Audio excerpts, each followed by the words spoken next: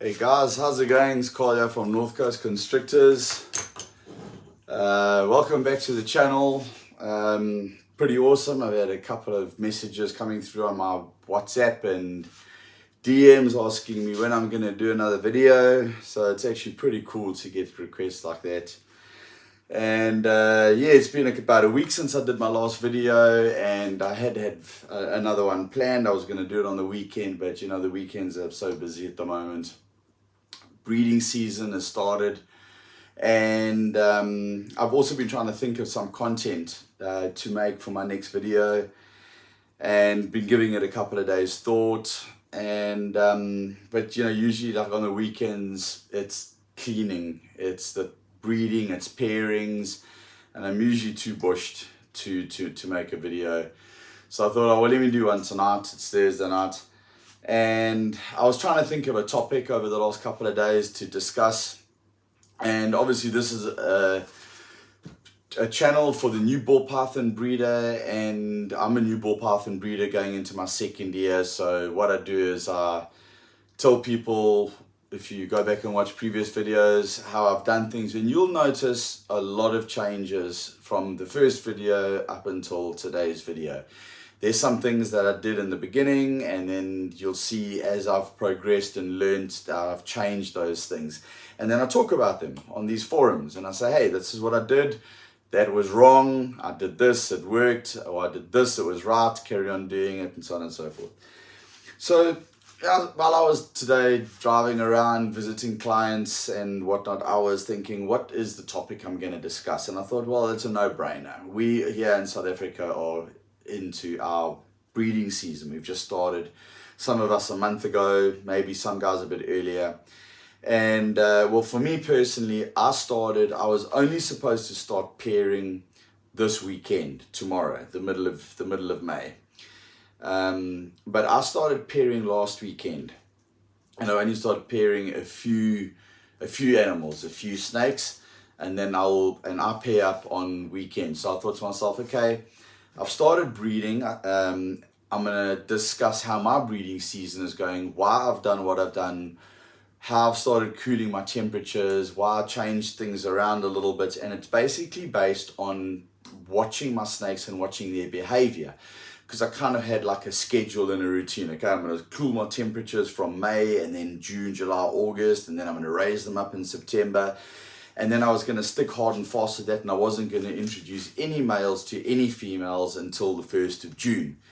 Now I realized that you cannot be that rigid. You've got to watch your animals, and you've got to read them, and you've got to see which are ready, which females are ready to go, which males are ready to go. You can see by their behavior. You can see by their feeding response. You can see who's interested in food, who isn't interested in food. And that's a topic we're going to touch on, because a nightmare for breeders is when you especially have females in your collection that you're really wanting to get up to size, and a month or 2 months, like in my case, before the season starts and you're about to introduce them to males, they go off food and they haven't reached the weight you would like them to reach. And that has happened to me with a couple of females, and I've done certain things to get them back on food, and we're going to touch on that. So guys, this is my way of doing things, and I'm not saying that this is what I've been doing for 10 years, because I haven't been doing it for 10 years. I'm talking to you as a semi-new breeder. I mean, I have done one season. I did have some success. I did have some failure, for sure. But my entire breeding operation this season is vastly different from last season. I have got a lot more knowledge and a lot more advice, and I have got a lot of support and guys that have been doing it for years, that over in the last couple of months, that have I've made friends with and are guiding me, and I'm passing that information on to you. You can see in my hand here, I'm holding one of my prize boys. He's not the prize boy, but they're all special to me. This is, in the beginning, I used to name all my snakes. He was one of the first snakes I got. I don't name my snakes anymore. I've got too many now to name.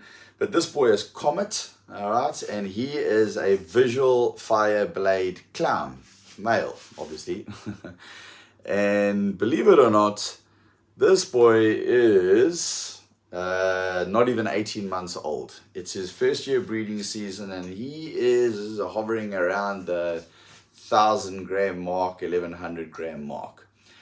I paired him up last weekend for the very first time to a pastel 100% het clown female that's about 5 or 6 years old. First year breeders, males, you can sometimes battle with them. It can take months for them to lock up, okay? This champ locked up in half an hour. And he stayed locked up for 3 days. This boy was ready. He was ready. And the female, she's experienced, she's a proven breeder. And yeah, it was a great thing. So what I did was, I've been cooling my temperatures in the snake room. If you've watched my other videos, I talk about temperatures and whatnot. So how I've done things from the first week of May is that I have kept my ambient temperature in the room at between 26 and 27 degrees Celsius from about 5:30, 6 in the morning to approximately 9:30 at night for the month of May, and we're still in May. Okay, so I started doing that at the beginning of May. At night, at 9:30, 9 o'clock, 9:30, and this is every night, I drop the temperature in the room I've got an air conditioner. I've been dropping it from 27 degrees, 26, 27 degrees, down to 24, 25 degrees. On my air conditioner, if I set it to 24 degrees at night, when I walk in the room here, on this gauge here, it'll tell me what the ambient temperature in the room is and the humidity. It will sit at about 24.5, between 23.8 and 24.5. That's kind of in the middle of the night. Like, I've come through at 1 o'clock, 2 o'clock in the morning, and I've taken my torch and I've come and I've shone it on here, and then I can see what the temperature is right at the coldest part of the evening. And I've noticed that, because whatever you set your temperature to on your air conditioner, that's not necessarily what the room temperature is going to be. So I've had to kind of like up it by a degree, drop it by a degree, so that I can get the perfect ambient temperature. So I want the ambient temperature in the room to be around about the 24 degree mark. So 24, but 23.8 to 24.5 is fine for me. Then during the day, I set it up to 27 degrees. And then the ambient temperature in the room hovers, and we're in winter now. 1st of June is officially winter, but it's starting to get cold. The ambient temperature sits around 26.5, 26.2 to 26.8. Right now it's sitting at 26.8 degrees Celsius. The air conditioner is still set at 27 degrees. And the time now is 6:25 in the evening. So I've still got another 2.5, 3 hours where this temperature is going to run ambient at 27 degrees. But okay.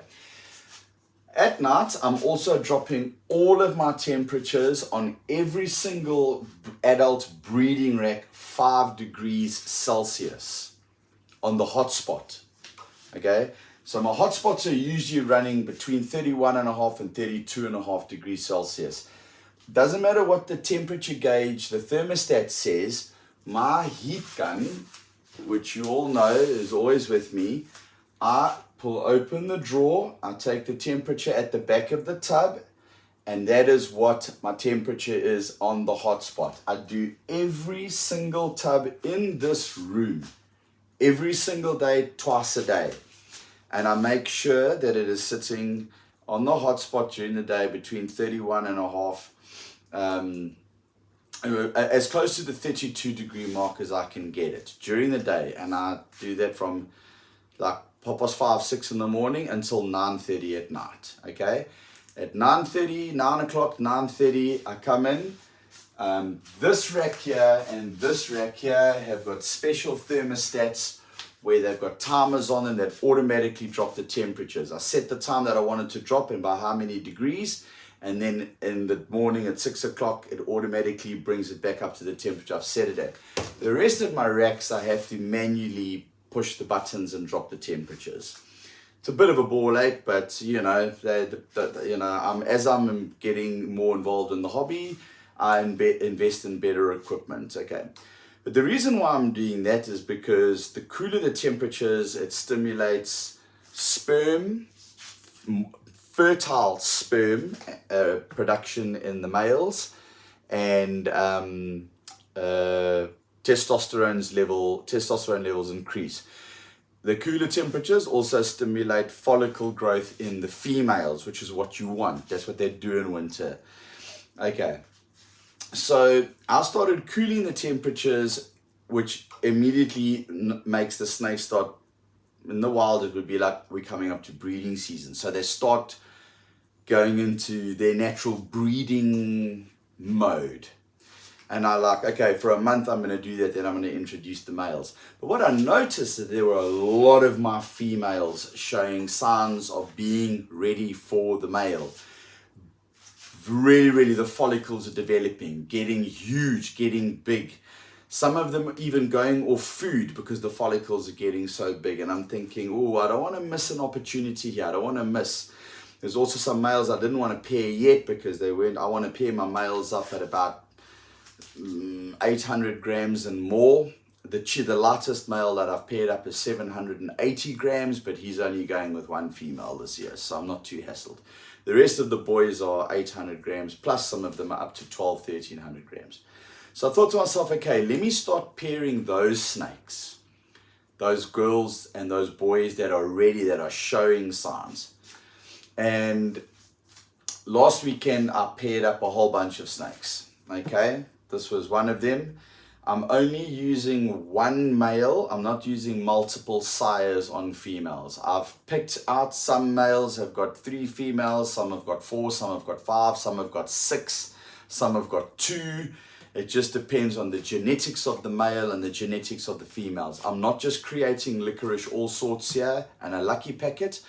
I have specifically chosen males specifically for certain females to create certain visuals and certain hits, 100% hits, and certain double 100% hits for this season. Okay, if there are some projects that I can work on now that are 100% hit to 100% hit, that would, if I hit the odds on those, would be far more valuable snakes.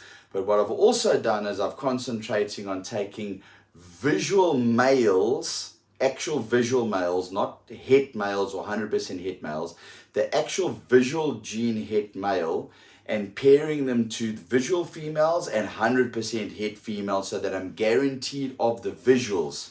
Okay, instead of taking a really good gene male, but that's 100% hit, like a lot of incomplete dominance, but he's 100% hit for something, and pairing him with a 100% hit female, where my odds lower, and then I might come out with 66% hit. I'm eliminating this season. I'm not breeding any of my 100% hit males. The males that I'm putting in with my females, they're visuals. They're the visuals, and I would rather be guaranteed of all of those hatchlings coming out of being visuals.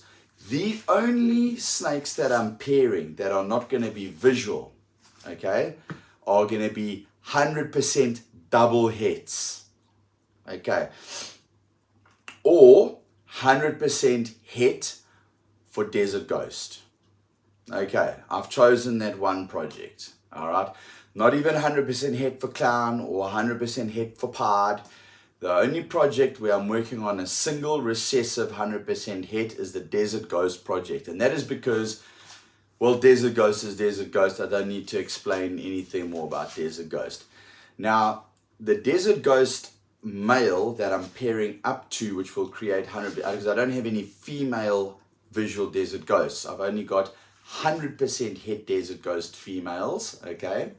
So I will be producing, hopefully, visual Desert Ghosts.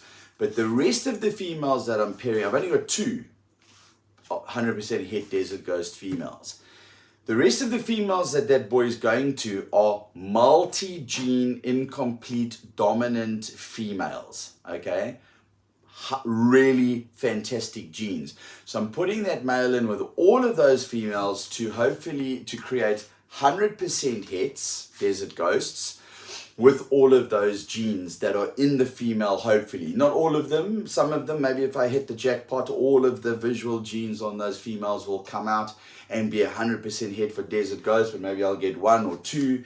There's some girls that I'm pairing that boy up to that are mostly 4 gene visuals. Okay, and if I hit 4 gene visual 100% het desert ghosts on some of those and they're females, well, I don't need to tell you what that's worth. And then the following, in 2 years time or 3 years time, after those babies have hatched, all the females will be going back to all those 100% het females. Desert ghost with all of those genes will be paired to this pastel spot nose pinstripe desert ghost 100% het hypo male, who will then be 3 years old. Okay, but this boy's about 5 months old, and he's my powerhouse desert ghost, multi-gene desert ghost for the 2023 season. Okay, so he is going to go with the same females next year. It will be his first year, to the females that I'm breeding my single gene desert ghost to this year. And then the offspring of those 100% het females and males will be, and any visual males that I get will be kept back and bred in 2025, 2026. Okay, this beautiful boy here is pairing up to a whole bunch of 100% het clowns and multi-gene, other gene clowns, like spot nose 100% het clown, pastel 100% het clown, and I don't know why he's a very chilled snake, but he's definitely giving me the hairy eyeball. But we've got fire in here, we've got blade in here, and we've got clown in here. Okay, I'm just pulling him up because I just feel like, you know, like old Chris Hardwick, he's always got Bobby the bamboo ball python around his neck, and he does all his YouTube videos with Bobby. It's kind of like his mascot. Well, this is Comet. Maybe this can be my mascot. So guys, what I noticed is that I started pairing probably 3 weeks earlier than what I was going to pair. And I did that because I noticed that my females were ready. Those particular females. There are still a couple of females in this rack here, which are not going to be introduced. I'm not going to introduce males to them until June. Here's another thing that came up in a topic in one of our group forums. Okay, I had 2 of my prize females, and they were the 100% het desert ghost, pastel bamboo 100% het desert ghost females. They are specifically purchased for this season. 2 years old. They're now 2.5 years old. They are first year breeders, but when I bought them, they were around about 900 grams. And I have been trying my hardest to get them up to the 1600 gram mark. And then to my horror, 8 weeks ago, they went off food, sitting around about the 1200 gram mark. And I've got a male single gene desert ghost, which I wanted to pair to them to produce obviously pastel bamboo desert ghosts, or close bamboo desert ghost, pastel desert ghost, or whatever, you know, or pastel bamboo 100% het desert ghost, you know, whatever. I would have had very good odds. And they went off food. And now I'm going to tell you about a little experience and a little tip and a little trick that I learned. And I got this information from watching a lot of YouTube channels, a lot of content, and also speaking to a couple of guys. And I was told to put a male in with the female and leave it in for 24 hours and take it out. Obviously, you're going to put the male in that you want, even if the female's undersized and she's underweight. And what that does, if they're on a hunger strike, that can, in breeding season, trigger off a feeding response on the female. And I did that, and it wasn't just those 2 females. I had about 4 females that had gone off food. And I mean, that's stressful when you're a month away from wanting to pair up your snakes, you know. And you must understand that these females had been smashing food. I got them from 900 grams up to 1200, 1250, 1300 grams. One of them was 1350. And then I weighed them 8 weeks ago and they had like dropped like 100, 150 grams and they weren't eating. So anyway, I introduced a male to them. I took my single gene Desert Ghost male and I put him in the tub for 24 hours with each female. The smaller of the two females didn't lock up. They both, the snakes stayed on opposite ends of the tubs, but I left them. And then I took him out and I put him in the tub with the other female, the bigger of the two. They locked up that night, okay? She still was not at breeding weight, but they locked up. And I waited until they unlocked. And then I took him out the tub and I put him back into his rack. And I waited 3 days. And then I offered both those females food. You must understand they hadn't eaten in 2 months. Oh, that's ticklish. The female that locked up smashed immediately. She took a rat immediately. The smaller female that hadn't locked up, she refused. She didn't take a meal. Okay? So I left it. And I waited a couple more days. And then this last weekend, because this was the weekend before last. Then this last weekend, I took that Desert Ghost out and I paired him up to 2 big pastel females that I've got to create pastel 100% het Desert Ghosts. And because I'm only pair up once a week. I take a male, I leave him in for 2 days, and then I give him 5 days off. So I wasn't going to put him back with those 2 females. What I did do is I offered both those females food again. The one that originally took food smashed immediately another rat. So it means that she's back on food. Now she's not going to get introduced to that male for another 5 weeks because he's got 6 females to go through before he goes back in the rotation to her. But she's back on food, which means in 5 weeks' time, she's probably going to weigh another 300 or 400 grams because she's taking big medium rats or medium rats. The other female, the smaller one that didn't lock up when she refused her first meal, the second meal, the second time I offered her, she took. So both females that were off food took food. The one took immediately, the one took a week later to eat. Okay? However, I then did it to another female of mine. She's just a normal, she's down there, but she doesn't even need to be up to size. She's 3,000 grams already, but she went off food. I chucked in a male with her, and she hadn't been eating for a while, and I just thought, after 2 or 3 days, I think it was about 3 days, I threw in a rat and she smashed it straight away. So guys, yes, it works. If you have got now that male is not going to be introduced to that female. It was just to start to get a feeding response. It's not to pair now. It's maybe that one pairing, that one lockup worked. Who knows? Okay, but what has happened is that it's triggered off a feeding response on all. I only did it to the females that had gone off food. I introduced a male to them, and I did it like 3 weeks before I'm even supposed to start pairing. And all of those females are back on food. Now I have got a couple of months to work with those females and get them up to size. I'm not going to introduce males to them again, especially until they're up to size. But what I think I've done and what I hope I've achieved here is I've triggered off that feeding response. Now they've got the taste of the rat. Now they know they've had a male in the tub with them and their breeding instinct has kicked in.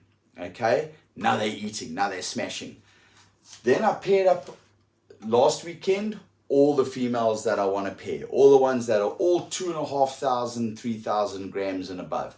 All the females that are under 2,000 grams, I've left. All the females that are sitting at 2,500 grams plus, I paired them all up with my males that got planned for them. And they were going off food. They were literally starting to refuse food. All of them are smashing food again. I fed last night. I came in with rats and I started feeding, and I was like, I fed that one, I'm not going to feed it.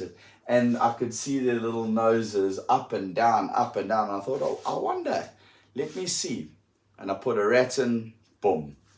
So what's happened is all of those females, even the ones that weren't off food, all of the females that were introduced to a male, every single one of them locked up, and every single one of them are now smashing food literally every 4 days. Okay? And I'm going to continue to offer them food every 4 days until they don't want any more food. The first time that I get a refusal, I will wait 4 days and I will reduce the prey size until that female, she'll probably take it, because now obviously the follicles are building and I'm cooling, as I cool. Oh, and the other reason why I'm only cooling at 9 o'clock at night and I'm not doing the 12-hour yet, I will start the 12-hour cooling shift, the 6 o'clock to 6 o'clock, or the 5:30 to 5:30, the 12-hour cooling. I will only start that in June. The reason why I'm only doing it at 9 o'clock at night now is because I'm gradually bringing them into winter. Okay, so I'm not doing it for a full 12 hours. And I also, when I'm feeding, it's still warm inside the tub. I haven't dropped the temperatures, and we don't feed ball pythons during the day. We feed them at night. So I don't want to have dropped my temperatures at 6 o'clock and then come in at 8 o'clock or 7:30, 8 o'clock, and offer that it's a rodent and now it's cold inside the tub, the hot spots have dropped, and they will probably want to refuse that meal. So it's still warm inside the tubs. So I'm using this opportunity. I've locked them up, and then 2 hours later, after they've eaten, the rat's already inside, it's nice and settled. Of course they can still regurgitate, but there's no harm in dropping the temperatures. And then I drop the temperatures down 5 degrees on the hot spot, and I drop the temperature down 3 degrees on the ambient temperature. And then it slowly, obviously the tubs retain heat, and then it slowly during the course of the night drops down, and then the hot spots drop down to about, right now they're dropping down to about 26.5 to 27 degrees Celsius on the hot spots. And then in the morning, the first thing I do is I come back in and I put all my temperatures back up again and adjust the ambient temperature back up to 27. And I'm going to continue to do that schedule until the 1st of June. And tomorrow is Friday, and then now I have got another whole list of females here that I didn't pair up last weekend that are going to have their turn this weekend. So this beautiful boy here, he is going to go, and what I'm doing is I'm pairing these males up to the smaller of the females first, not the bigger of the females. I'm pairing them up to the smaller of the females because I want their feeding response. And when I say the smaller, I mean, I'm talking about the ones that are sitting around the 1,800 to 2,200 gram mark, okay? Because I want them as close to 2,500 grams to 3,000 grams as I can get them. The bigger the snake, the more fat reserves, the better the snake is, the healthier it is, the stronger it is, the more eggs you're going to get. I will pair the bigger snakes, the bigger females, last in the rotation. They've got the body weights already, they've got the conditioning. I don't have to hassle about it. If they go off food now, and when I drop the temperatures, they're not going to lose weight. But by me introducing the males to the smaller females, now they're smashing food.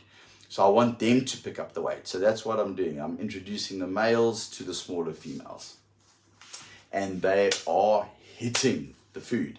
So this weekend, this boy, he's got a 6-week rotation. He's in with a female, one female every week, different female every week. So that female will get a visit from this beautiful boy here once every 6 weeks, right up until December, which is plenty of time. That Desert Ghost boy of mine that I'm introducing, he's actually got, I think, 7 females to pair up with. So each of those females will have a visit from that Desert Ghost during the course of the season once every 7 weeks. Then I've got some boys that I'm introducing to only 2 females. And what I will do is every second weekend I will pair. So I'll pair him up with the one female, and those boys are on the smaller side, like 780 grams.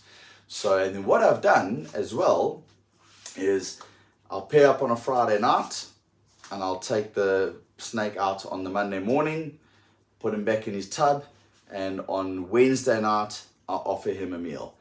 All of my males that I have been pairing up, after 48 hours of being in their own tub, have all taken a meal. So their body weight is great because they do go off food when it starts getting cooler. And they've all taken a meal, which is fantastic because you want body weight on your males. They work hard during the season. Think about it, the females are only pairing once every 4 to 7 weeks, depending on how many females you've got for that male. So if it's a female that's got, if you've got that one like a clown project, but you're working on 4 females for one male, those females will have a visit once every 4 weeks. And then if you've got 6 females for your Desert Ghost project, or 7 females, each of those females will have a visit every 7 weeks. But the boy, he's every week in there doing his job. The females are getting 4 weeks off. Each female's getting 4 weeks off, 5 weeks off, 6 weeks off, 7 weeks off. But the ones that have only got, let's say I'm only pairing up 1 male and I've only got 2 females for it, or 1 female for it, she'll get a visit from the boy every 2nd weekend. So he gets 2 weeks off, basically. He pairs up twice a month. And he's a smaller male. And what I do is after a week, I offer him a meal, a nice good meal. He takes it. He's got a week to digest. And I put him in with a female. They lock up, take him out, give him a week off, feed him on the next weekend. And then the following weekend, I pair him up with the other female.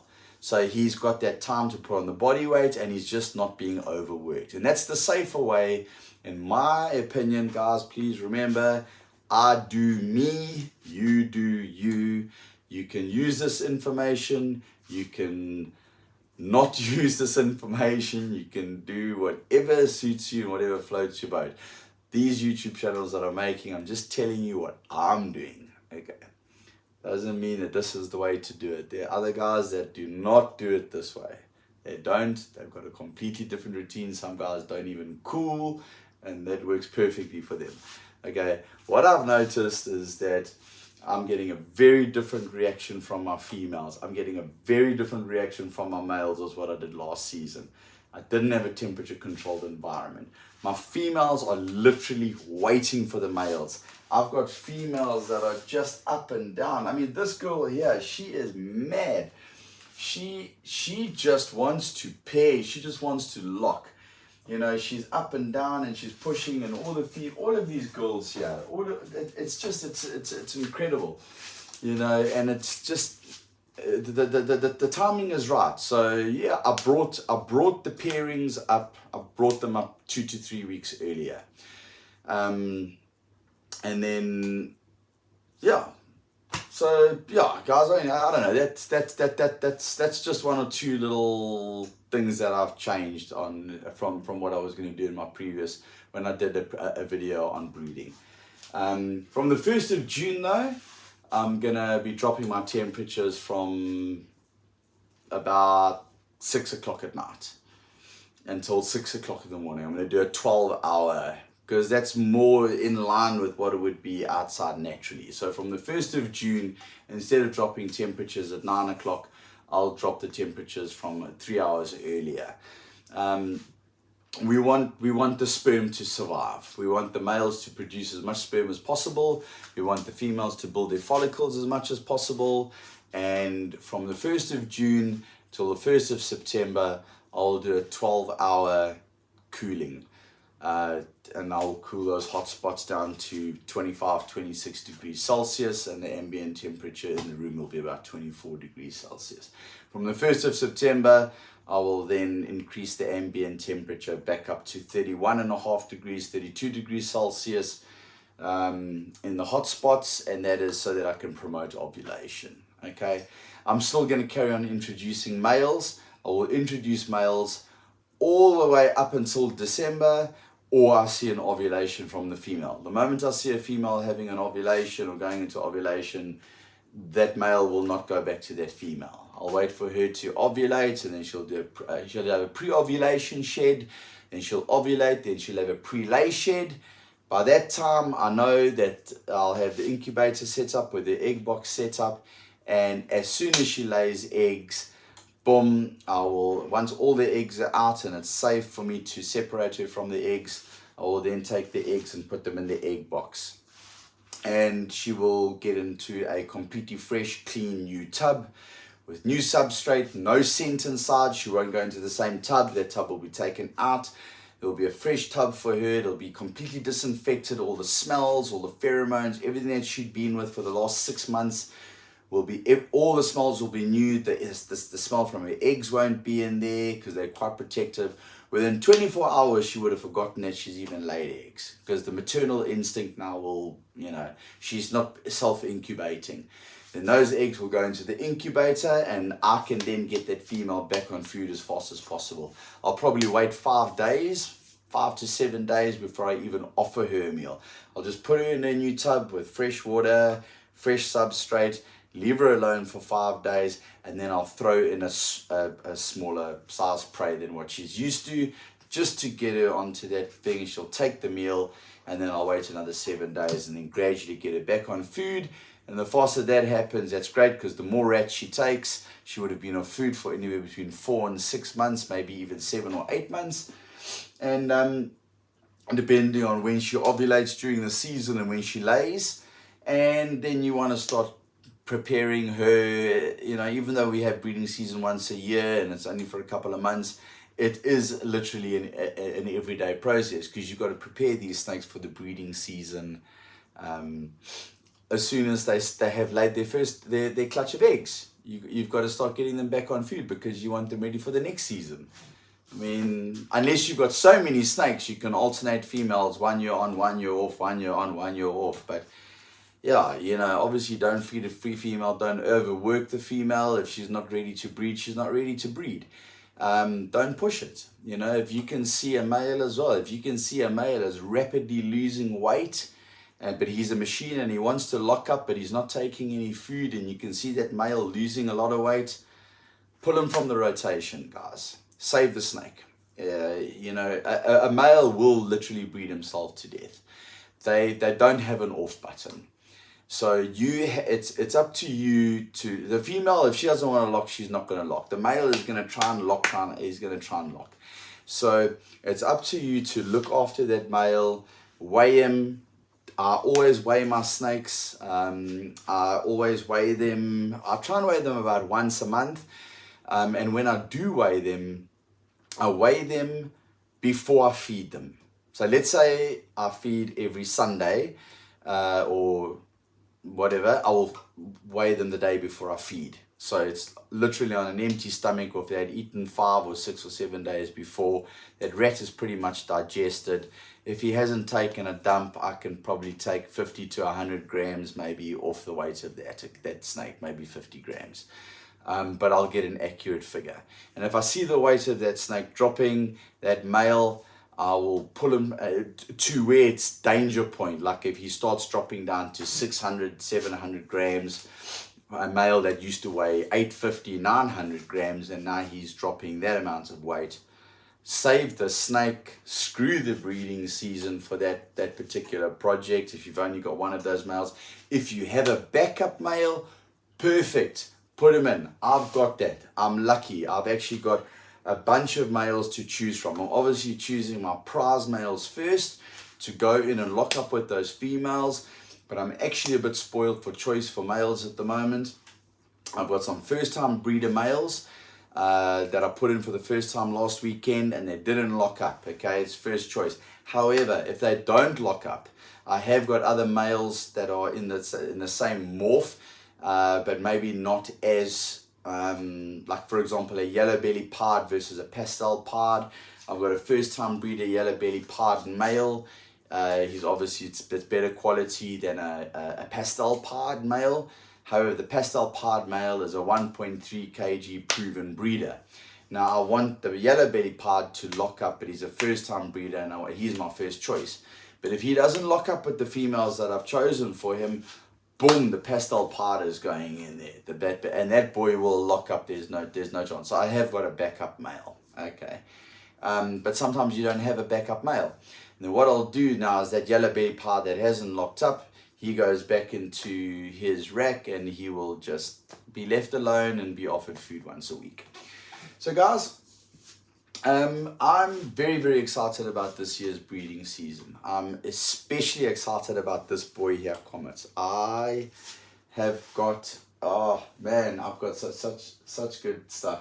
I want to do another video on the Desert Ghost stuff that I want to produce, okay? Because there's two snakes here that are, they're not Desert Ghost hets or anything like that, but they've got a lot of incomplete dominant genes in them. And I'm putting the Desert Ghost with these two girls, okay? So they're going to be those genes, hopefully 100% het Desert Ghosts. And when those females and males are ready to breed to other visual Desert Ghosts, it's just going to blow shit away. It's going to blow shit away. But I'll save that for another video so that I've got content. So guys, that was just a quick updated video on how things are going for me so far at North Coast Constrictors at my breeding season. Comet here is now hidden behind my head. He doesn't want to go. He doesn't want to... I'm nice and warm, so he's wrapping around me to get his body heat up. So yeah, I'm really, really excited about this breeding season, guys. I think we're going to have some wonderful pairings. I'm going to do a couple more videos during next week. I'm going to try and do a video every 5 to 7 days. Today we had this guy out. And then I think on the next video that I do, something for you to look forward to. Don't take it as gospel and then what's going to happen, but I think what I'm going to do is I'm going to pull out the Desert Ghost boy, just a single gene Desert Ghost boy, and I'm going to go over the pairings that are going to make 100% hits with that, and then I'll do another video on some of the projects that I'm working on where I hope to produce actual visuals. And I think that one will be a pod project. Where I'm aiming to produce pods, but I'm going to go over the genes, the other incomplete dominant visual genes that I'm hoping to achieve with that pod project. So stay tuned for those videos that are coming up in the next couple of days. And all my hatchlings are doing well. All my snakes are feeding and eating. I have got one female that is just not eating. She just doesn't want to go. She's not interested. She's a spot nose 100% het clown. She's definitely not up to weight. I made a decision last night. I'm yanking her from this year's breeding season. She's planned for next year. That's it. It's just the way it goes. It's a pity because, you know, she was going to go with this boy here and hopefully get spot nose, blade, fire, clown. Can you imagine? It would have been, that would have been something, but she's just not up to size and she's just completely off food. But I haven't put a male in with her.